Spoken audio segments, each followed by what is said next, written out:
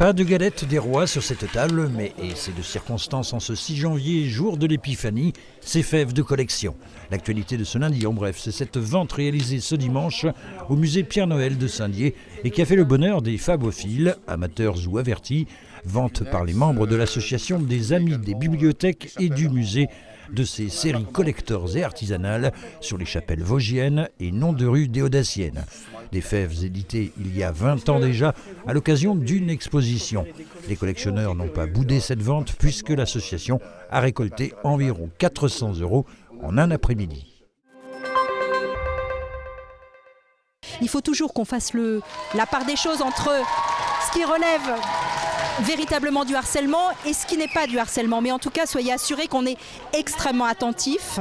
C'est l'un des principaux dossiers sur lequel elle a travaillé durant ces 2 années à la tête de la direction académique des services de l'éducation nationale des Vosges.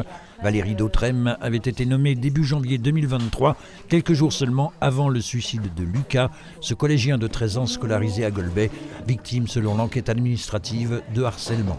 2 ans après, elle a donc quitté le département pour rejoindre le cabinet de la nouvelle ministre de l'Éducation nationale, Elisabeth Borne, et a pris ses fonctions dès ce lundi matin.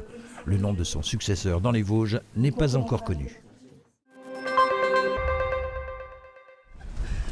De part et d'autre de la voie verte de la vallée de la Plaine, partant de Raon-l'Étape, une zone humide s'étend sur 60 hectares, dont un tiers est actuellement préservé. Le Conservatoire d'espaces naturels de Lorraine présentait ce lundi matin aux représentants d'associations environnementales et aux élus du département, de l'agglomération de Saint-Dié et de Raon-l'Étape la situation écologique de la zone. On y retrouve notamment l'azuré des palus, un papillon en fort déclin en France et en Europe. 2 mares ont été restaurées pour faire face à l'assèchement du terrain. Une plante qui lui est inféodée a été semée mais sans le succès escompté. Les scientifiques notent que la présence de flores invasives telles que la balsamine de l'Himalaya et la renouée du Japon, l'intensification des pratiques agricoles et la fermeture du milieu jouent un rôle accélérateur dans la dégradation de l'écosystème. Ils préconisent d'accroître les partenariats avec les exploitants agricoles et forestiers et d'agrandir l'espace protégé.